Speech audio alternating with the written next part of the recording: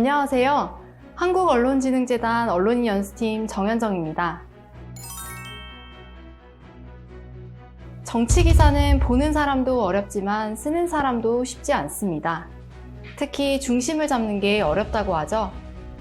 사실 정치라는 게 서로 다른 의견이 부딪히는 일이다 보니 기자도 사람이기에 특정 견해에 흔들릴 수 있을 겁니다. 하지만 선거 때는 이렇게 한쪽으로 기울기가 절대 일어나서는 안 됩니다. 선거 때 정당과 후보가 가장 날카롭게 대립하고 관련 기사가 미치는 영향도 예민하기 때문이죠.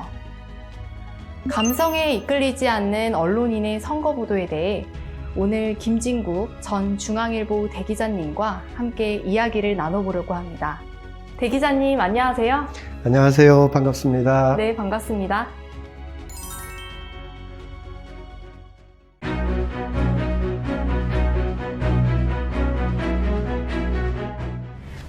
대기자님은 아주 오랫동안 기자 활동을 하셨잖아요. 그러면서 정치를 대하는 기자의 태도에 대해서도 나름의 철학을 가지게 되셨을 것 같아요. 철학까지는 몰라도 많은 시행착오와 현실 경험을 통해 깨달은 바는 분명히 있다고 할 수 있죠. 이제 2, 3년 차가 된 기자분들은 아직 경험도 그런 깨달음을 얻을 기회도 부족할 텐데요.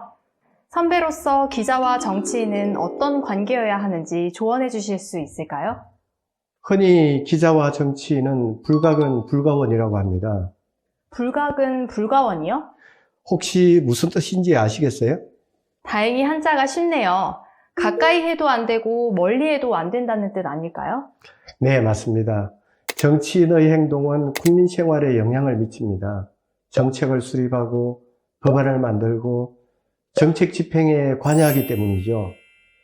그런데 정치인의 활동이 공개되는 시점은 정책이 추진되는 마지막 단계이기 때문에 기자는 그 이전의 단계부터 취재하고 보도해야 합니다. 그러한 계획이 마련되고 있다는 사실을 가능한 한 빨리 국민에게 알리고 공론화하는 것이 언론의 역할이죠. 공개 이전 과정부터 끼어들어서 감시자 역할을 해야 합니다. 그러니 기자가 정치인에게 가까이 다가가지 않으면 제대로 취재하기 어렵겠죠. 그렇겠네요. 밀착 취재라는 게 정치보도, 선거보도에서도 중요하다는 말씀인 것 같습니다. 그렇다면 기자님, 기자가 정치인을 멀리해야 한다는 건 무슨 뜻일까요? 앞서 설명해드린 것처럼 기자는 정치인에게 가까이 다가가 깊이 있게 취재해 활동 내용을 국민에게 알리는 역할을 하지만 또 정치인과 너무 가까워지면 공정성에 문제가 생길 수 있어 주의해야 합니다. 공정성이요? 네, 자칫 잘못하면 친한 정치인의 언론 공작을 돕거나 여론을 왜곡하는 데 앞장서는 선전대 역할을 할 수도 있다는 거죠.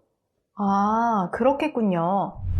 정치 기사를 쓰려면 항상 자신을 경계해야 하는 이유가 여기에 있습니다. 선거는 모든 수단을 동원해 이기려고 해서는 전쟁인데 기자가 같이 흥분하면 공정성을 잃어버리기 쉽겠죠. 그래서 제가 정치부 기자 활동을 할 때 소속되었던 언론사 정치부는 기자들의 여야 출입처를 1년마다 교대했습니다. 한쪽에 오래 있으면 그쪽 주장에 기울어지기 쉽다는 우려 때문이었죠. 여야 출입 기자들이 서로 바꾸어 경쟁 후보의 유세 현장을 취재하고 기사를 쓴 적도 있습니다. 선거를 취재하면서 특정 후보 캠프만 맡게 되면 그쪽 사람들 이야기만 듣게 됩니다. 그동안의 경험으로 보면 그런 경우 대개 기자는 그쪽에 편향이 생깁니다. 예전에 기자들끼리 싸우는 일들도 많았잖아요. 네, 1987년 대통령 선거 때 모 일간지 정치부 회의 도중에 김영삼 후보 담당자와 김대중 후보 담당자끼리 주먹 다짐까지 한 일이 있습니다. 의견이 편향되지 않기 위해서는 동료들과 많은 토론이 필요합니다. 종종 정치인과 기자가 친한 관계를 유지하는 경우도 있잖아요. 그래서 특정 정치인과 가깝다고 공연되면서 정치권으로 간 기자도 있습니다. 언론인이 정치권으로 간다고 무조건 비난할 일은 아니지만 적어도 기자로 활동하는 동안 정치적 편향성을 보여서는 안 되겠죠. 또 특정 정파의 사정에 정통하였다는 이유로 정보력을 인정받고 평가받는 일도 있는데요. 제대로 된 기자라면 불가근 불가원해야 한다고 저는 아직도 믿고 있습니다. 그런데 사실 정치인하고 친해야 특종거리도 얻을 수 있지 않을까요? 정치인은 직업 특성상 혈연, 지연, 학연 등 온갖 인연을 동원해서 필요한 사람은 자기 편으로 끌어들입니다. 실제로 취재를 하다 보면 고향이 어디냐, 어디 김씨냐, 학교는 어디 나왔느냐 하면서 한 가지 인연이라도 찾아보려고 애를 쓰는 정치인들을 쉽게 만날 수 있죠. 게다가 말씀하신 것처럼 정치인과 기자 사이에는 특종이라는 미끼가 걸려 있어서 오히려 기자가 온갖 인연을 찾아서 정치인을 취재하는데 활용하고자 할 때도 있습니다. 그렇군요. 이런 상황에서 기자가 중심을 잡기가 쉽지 않을 것도 같습니다. 편향에 빠지지 않기 위해서 후배들에게 알려주실 팁이 있을까요? 제 경우를 예를 들자면 버릇처럼 내가 아닌 다른 사람의 처지에서 생각해 보려고 애썼습니다. 역지사지를 실천하셨군요. 네, 내가 옳다고 믿는 반대쪽 사람들은 어떻게 생각할까? 그 사람들은 왜 그렇게 주장할까? 인구수에서 밀리는 영원한 소수지역 출신 정치인, 명문대 출신의 거부감을 느끼는 사람, 장애를 안고 살아가는 사람, 다수와 다른 생각을 가졌다는 이유로 따돌림 받는 소수의 처지에서 생각해 보려고 노력했습니다. 그렇게 하지 않으면 편견에서 벗어날 수 없고 내 기사가 그들에게 고통을 주는 기사가 될 수 있을 테니까요. 민주주의는 다양한 이해 당사자들이 자기 목소리를 낼 수 있어야 존립할 수 있고, 기자는 이해관계를 공정하게 잘 이해하도록 도우면서 대화와 타협이 투명하게 잘 이루어지도록 알리는 역할을 해야 한다는 걸 꼭 기억해 주었으면 좋겠습니다.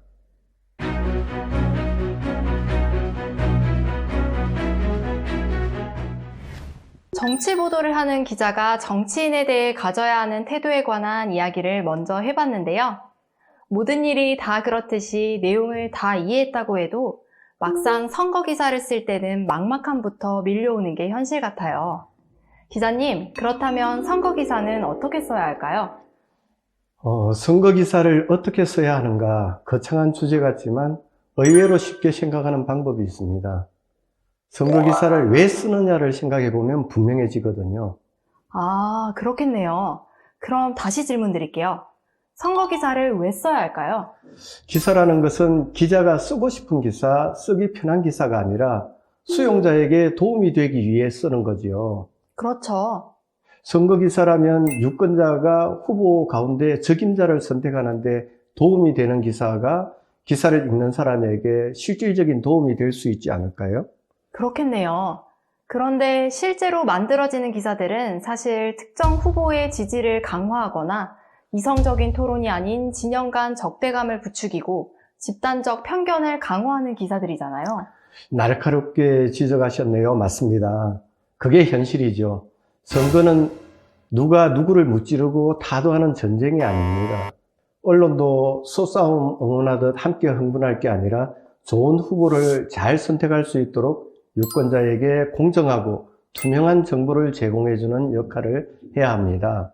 구체적인 방법이 궁금합니다, 기자님. 네, 먼저 편견을 배제해야 합니다. 아까 말씀하신 역지사지와 연결되는 내용이네요. 그렇습니다. 유권자들은 대부분 정치인을 잘 알지 못합니다. 그러니까 기자는 최대한 투명하게 후보에 관한 정보를 제공해 합리적으로 잘 판단할 수 있도록 도와줘야 합니다. 그러기 위해서는 후보 측이 제공한 자료만으로는 부족합니다. 이미 후보 측이 제공하고 많은 사람에게 알려진 내용이라도 기자가 직접 발로 뛰어서 확인하고 추가 취재해서 기사를 작성해야 합니다. 이 표를 한번 보실까요? 20대 대선 후보자들의 이름이 보이네요. 나이부터 키, 고향, 학력, 국회 경험, 공직 경험, 가족관계까지 알기 쉽게 비교해 놓았어요. 그렇죠. 잘 보시면 두 후보의 프로필을 역대 양당 후보들과도 비교 분석해 놓았습니다. 이런 건 후보 측에서나 정당에서 만들어주지 않죠. 기자 스스로 취재를 통해 만들어야 할 기사입니다. 이런 기사는 독자들에게 인기가 좋을 것 같네요. 그럼 선거 기사는 어떻게 써야 될까요? 이건 정말 기본 중의 기본인데요. 기사를 쓰기 전에 반드시 팩트를 체크하는 것입니다. 팩트체크는 당연한 거 아닌가요? 학생은 공부를 열심히 해야 한다. 어린이는 잘 먹고 잘 커야 한다처럼 인간 세상의 진리 같은 것 아닌가요? 그렇죠. 맞습니다. 그런데 왜 매번 정치나 선거 보도에서 이 팩트체크 논란이 생기는 걸까요? 선거 열기가 달아오르면 후보 진영에서는 온갖 주장을 쏟아내고 이것을 그대로 중계만 하는 보도가 대부분이기 때문입니다. 이렇게 되면 사실과 추측이 뒤섞여 유권자 사이에 사실인 것처럼 퍼질 수가 있죠. 가짜뉴스 말씀이군요. 네, 언론이 사실 확인의 역할을 하기는커녕 가짜 뉴스를 진짜인 것처럼 화장하는 것을 도와준 격이 되는 것입니다. 요즘 워낙 SNS를 통해 가짜뉴스가 많이 생산되고 전파 속도도 빨라졌으니까요. 그런데 기자님, 팩트체크에서 이 팩트가 진실과 같은 말은 또 아니잖아요. 그렇습니다. 팩트체크가 오히려 진실을 흐리게 하는 일도 있어요. 특정 후보의 입장을 지나치게 많이 반영하거나 직접 취재나 확인 노력을 하지 않고 해명하는 쪽의 이야기로 논점을 흐려버리는 경우가 그렇죠. 이렇게 되면 진짜 뉴스를 전달한 게 맞지만 결국 팩트체크를 악용해 언론의 신뢰를 떨어뜨리는 결과를 가져옵니다. 팩트체크야말로 공정해야 한다고 할 수 있습니다. SNS에서는 기사화됐다는 것을 근거로 반대 진영 후보의 추문이 진짜 뉴스처럼 순식간에 퍼지는 경우가 많은 것 같아요. 뜯어보면 소문을 그대로 옮긴 기사인데도 말이죠. 바로 그런 점에서 또 하나의 선거 기사를 쓰는 방법을 생각해 볼 수 있는데요. 바로 네거티브 공방을 다루는 방식에 대한 고민이 필요하다는 겁니다. 네거티브 공방이요? 네, 선거에서 후보 간에 흔히 일어나는 상대방의 부정적 요소나 사건 등을 끄집어내서 공격하는 것을 말하죠. 네거티브 공방을 다룬 기사의 예를 한번 보실까요? K정당은 비정당 대선 후보의 배우자와 관련해 공익 제보자와 김모 씨의 통화 녹취록에 나오는 대로 대선 후보의 배우자와 기생충들이 먹어댄 그 많은 음식 구매를 위해 국민 혈세 332만 원이 사용됐음이 확인됐다라고 말했습니다. 그러면서 비당의 대선 후보는 이 명백한 증거들 앞에 주변 관리니 불찰이니 운운하며 둘러대지 말고 명확한 해명과 함께 수사에 임하기를 바란다라고 했습니다. 상대 후보 가족에 대한 자극적인 비방을 그대로 인용해서 쓴 기사네요. 네, 또 하나의 기사도 한번 보시죠. 비정당 소속 의원은 16일 K정당 대선 후보 부부가 연루 의혹을 받는 엽기 구판 무속 행사에서 직접 구술한 무속인 태산 유모 씨가 대선 후보의 배우자 주간 전시에서 축사했다고 주장했습니다. 비정당의 소속 의원은 유 씨는 실제로 신내림을 받은 무당이며 일광종 총무원 부원장을 지냈다. 특히 건모 씨, 해모 씨, 유 씨 셋은 같은 종파에 매우 가까운 사이라며 콘텐츠 회사는 전시회를 개최할 때마다 일광종에서 당번을 정해오느냐고 비꼬았습니다. 전날 이 행사에 대해 비정당의 소속 의원은 불교 행사처럼 보이지만 소의 가죽을 벗겨 전시하고 10여 마리나 되는 돼지 사체를 무대 앞에 전시해놓고 치러진 무속 행사에 가까웠다라고 지적한 바 있습니다. 비정당의 소속 의원은 더 이상 손바닥을 하늘로 가리지 말라며 K정당 대선 후보 부부는 이들과 무슨 관계인지 법사 김 씨와 어떤 관계인지 그대로 밝히라고 촉구했습니다. 한 정치인의 입에서 나온 말을 그대로 옮긴 녹취록처럼 느껴지네요. 네, 말씀하신 것처럼 그대로 옮겼으니 팩트는 팩트입니다. 전통 언론이라고 자처하는 매체들조차 이렇게 일방적인 주장이나 심지어 입소문을 여과 없이 그대로 전달하는 상황이 되었습니다. 하지만 기사는 기록이 아닙니다. 기자라면 적어도 사실 여부를 확인하거나 확인하려고 노력하는 과정이라도 함께 소개해야 하지 않을까요? 정책 관련도 비슷한 상황인 것 같은데요. 정치인들의 주장과 함께 정책을 검증하는 과정도 필요할 것 같아요. 맞습니다. 정책 검증은 선거 기사를 쓰는 또 하나의 방법입니다. 언론에서 어떻게 정책 관련 기사를 쓰고 있는지 몇 가지 사례를 먼저 살펴볼까요? 첫 번째 기사는 중앙선거관리위원회에 제출한 20대 대선 후보의 10대 공약을 단순하게 정리한 기사입니다. 두 번째 뉴스 보도입니다. 주요 정책 키워드에 대한 후보들의 정책을 인포그래픽처럼 수치 등으로 단순화했습니다. 이렇게 항목별 정책을 비교한 기사들도 있습니다. 네, 다양한 방법으로 정책을 소개하는 기사들을 봤는데요. 이렇게 간단하게 소개한 기사들 말고 정책을 깊이 있게 다루는 사례도 많나요? 많다고 하긴 어려울 것 같습니다. 정책 기사는 장사가 안 된다라며 언론이 관심을 끌려고 노력하지 않는 부분이 있는 게 사실이기 때문이죠. 대선에서 후보들이 내놓은 눈길을 끄는 정책들이 언론에서 흥미거리로 소비되는 느낌도 강하잖아요. 사실 각 후보의 정책을 깊이 있게 다루는 기사보다는 이렇게 흥미 위주의 선거 캠페인 영상을 소개하며 클릭을 유도하는 기사가 더 많죠. 자칫 언론이 특정 후보의 홍보 수단이 되는 게 아닌지 고민할 필요가 있습니다. 선거는 우리가 살아갈 나라를 설계하는 과정입니다. 앞으로 5년 혹은 그 이상의 장기 전망을 그려내는 기회죠. 공약을 자세히 소개하고 검증하며 공론의 장을 마련하는 것이 언론의 역할입니다. 각 후보 진영에서 쏟아내는 네거티브 공방을 받아쓰고 전달하기에 바빠서 정책 검증에는 소홀하면 안 됩니다. 제한된 선거 기간 안에 집중적으로 후보들이 정책과 공약을 쏟아낼 때 언론이 검증할 능력이 있는지도 문제가 아닐까요? 안타깝게도 최근 언론의 동향은 재정적인 압박이 심하고 인력을 줄이는 추세입니다. 이런 상황에서 제대로 검증도 못한 언론이 가짜 뉴스에 권위를 얹어주는 게 과연 옳은 일인지 생각해 볼 문제죠. 선거 동안만이라도 경제부, 사회부, 문화부 등 다른 부문 담당 기자들을 동원해 언론은 정책 검증을 좀 더 성실하게 할 필요가 있습니다. 또 언론의 정책 검증이 관심을 못 끄는 데는 언론에 대한 신뢰가 떨어져 있는 탓도 있습니다. 언론도 진영으로 나뉘어 있는 게 현실이니까요. 기자들은 공정한 보도를 위해 노력하지만 수용자는 그렇게 보지 않습니다. 주요 아젠다에 대해 검증하고 평가해도 저 신문은 당연히 무슨 당 편을 들겠지 라고 치부합니다. 다른 진영에 속한다고 생각하는 매체가 자기와 같은 견해를 밝히면 무슨 업무가 있는 것 아니야? 라고 의심을 합니다. 언론의 신뢰 회복이 우선이겠군요. 네, 발로 뛰는 취재 그리고 합리적인 타당성과 논거로 설명하는 노력을 기울여야 신뢰를 회복할 수 있습니다. 발로 뛰는 취재라 함은 1차 취재를 말씀하시는 걸까요? 그렇죠. 1차 취재의 중요성을 인지하는 것도 선거 기사를 쓰는 방법입니다. 기사의 기본은 역시 진실입니다. 팩트를 찾아내는 게 기자의 역할입니다. 진실 공방이 벌어질 때 누구 말이 진실인지는 기자들이 발로 뛰어 확인해야 합니다.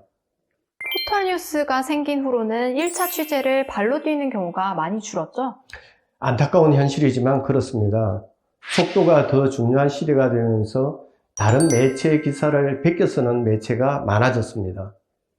정치인들의 공방을 받아쓰고 전달만 할 뿐 제대로 발로 뛰어 직접 취재하는 경우는 매우 미미한 상황입니다. 후보나 후보를 지지하는 인플루언서가 SNS에 글을 올리면 그것을 그대로 지명과 방송에 옮기는 게 주요 뉴스고 기자들은 그것을 확인하는 과정도 없이 옮기기 바쁩니다. 얼마나 답답한 상황인지 사례 기사들을 살펴볼까요? 기자의 목소리는 하나도 들리지 않는군요. 앞의 기사가 라디오 방송 내용을 그대로 기사로 옮겨 적었다면 다음 기사는 공무집행 방해 혐의로 구치소에 수감 중인 폭력조직 일원이 변호사에 전달한 조직도의 내용을 그대로 설명하고 있습니다. 수기로 쓴 조직도와 누군가의 목소리, 이름 없는 관계자, 자신과는 무관하다는 변호사의 발언까지 다 읽고 나면 뭔가 허무해지는 기사네요. 그래서 기사에서 실명으로 인용한 취재원 수가 기사의 품질과 밀접한 관계가 있습니다. 단 인용할 때는 원하는 내용만 따와서는 안 됩니다. 기사의 방향을 정해놓고 취재원의 말을 원하는 방향으로만 인용하면 사실상 왜곡입니다. 취재원의 수가 아무리 많아도 의미가 없습니다. 왜 이런 기사가 자꾸 나오는 걸까요? 유튜브 등을 통한 뉴스 읽기가 확대되면서 편파적 뉴스 생산과 원하는 뉴스만 골라보는 편식이 악순환하고 있기 때문입니다. 언론사들이 가성비를 따져서 현장 취재를 소홀히 하는 경향도 무시할 수 없습니다. 기자 수를 줄이고 인원이 많이 드는 취재, 시간이 오래 걸리는 취재를 꺼립니다. 발로 뛰는 취재를 장려하려면 어렵게 취재한 기사가 보상받을 수 있게 보장해줘야 합니다. 진실에 접근하지 못하는 기사는 신뢰를 떨어뜨립니다. 직접 발로 뛰어서 확인하고 반대쪽 의견도 들어보려는 기자의 의식과 취재 환경이 절실합니다.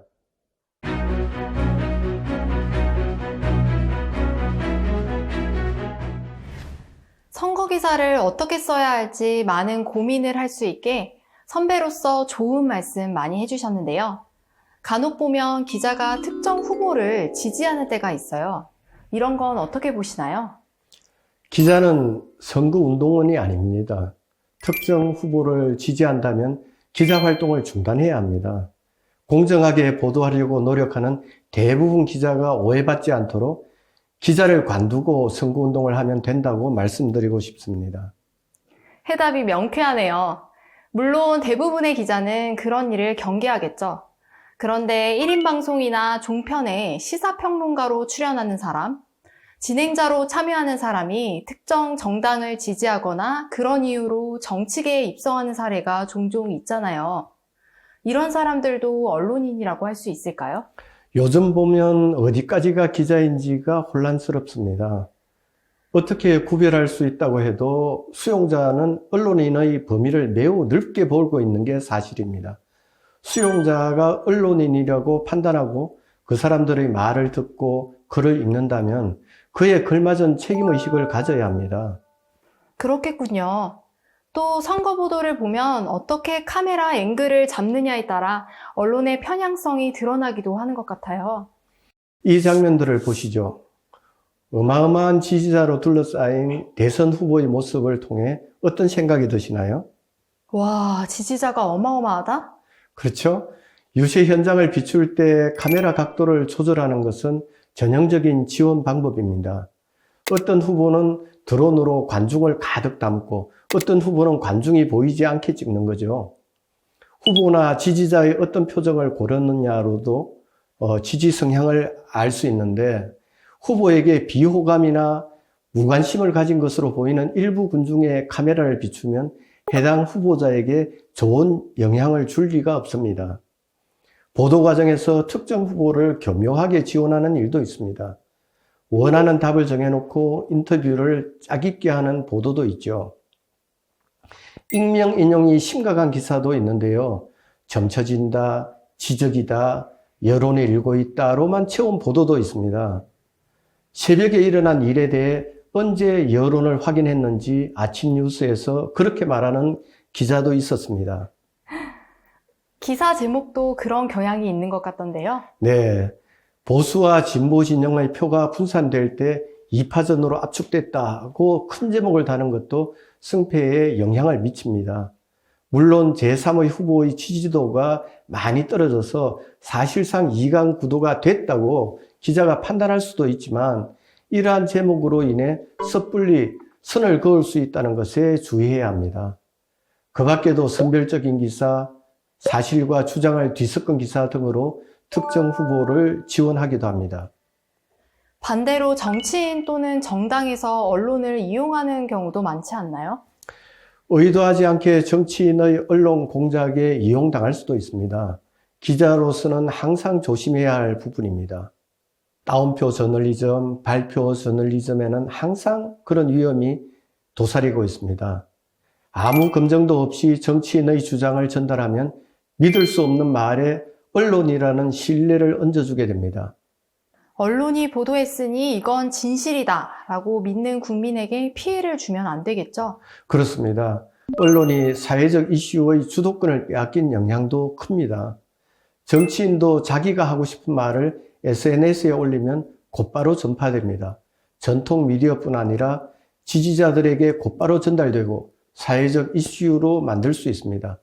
그럴수록 기자들의 냉정한 사실 확인과 발로 뛰는 취재가 필요합니다.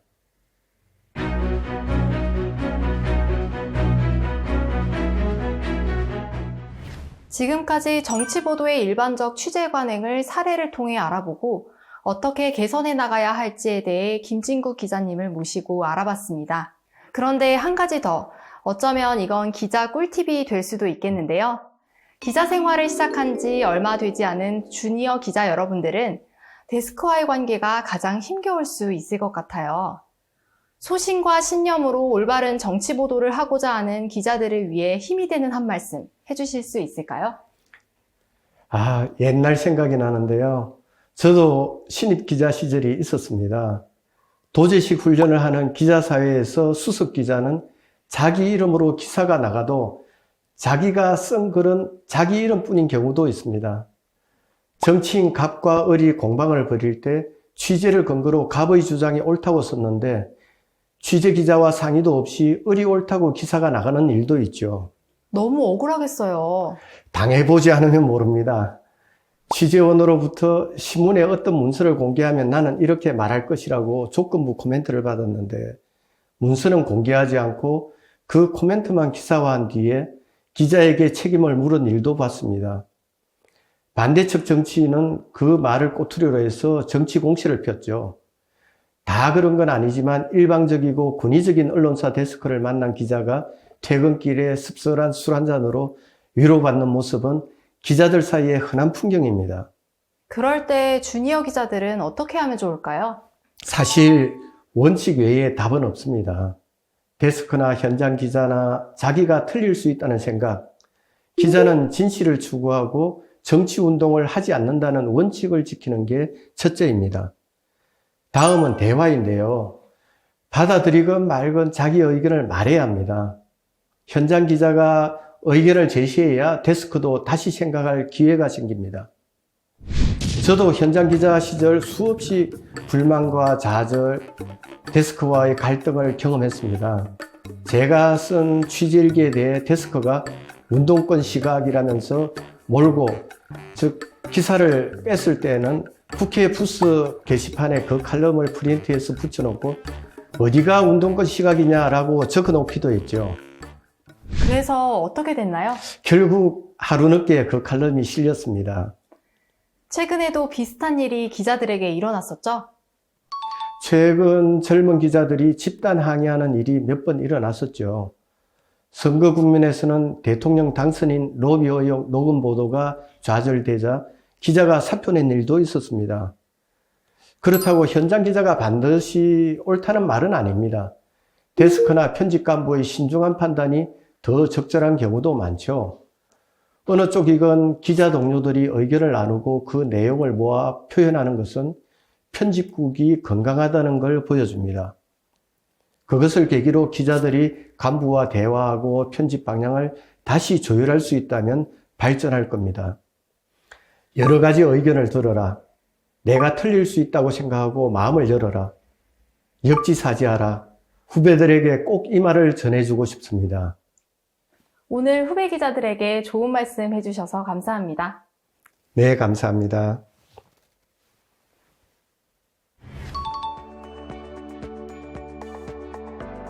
언론사가 진영으로 나뉘어 있다고 지적했는데 그 틀을 깨기가 쉽지는 않을 겁니다. 하지만 자기 소속사 안에서만 대화하면 확정 편향이 생깁니다. 취재 현장에서 만나는 다른 언론사 기자들과도 대화해 보세요. 조금씩 다른 생각도 있지만 많은 부분에서 합리적인 토론이 가능하고 고민을 나눌 수 있을 겁니다. 자기가 속한 언론사의 문제를 바로 보는 힘을 얻을 수 있을 겁니다.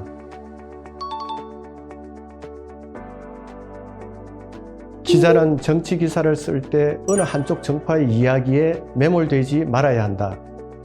자기가 속한 또는 취재한 정치인의 이야기와 다른 처지에 있는 사람의 이야기도 다양하게 들어야 하고 다른 의견을 가진 사람의 의견을 경청해야 한다. 선거 기사를 쓸 때에는 진영 간 적대감을 부추기고 기존의 편견을 강화하는 기사가 아니라 합리적 토론과 선택에 도움이 되는 기사를 쓰려고 노력해야 한다. 기자에게 중요한 것은 진실 추구다. 직접 발로 뛰어 취재하고 다양한 의견을 들으려고 노력하고 항상 내 생각이 틀릴 수 있다는 가능성을 열어놓아야 한다. 이 네 가지를 꼭 기억하시고 올바른 정치 보도를 해주시기를 바랍니다.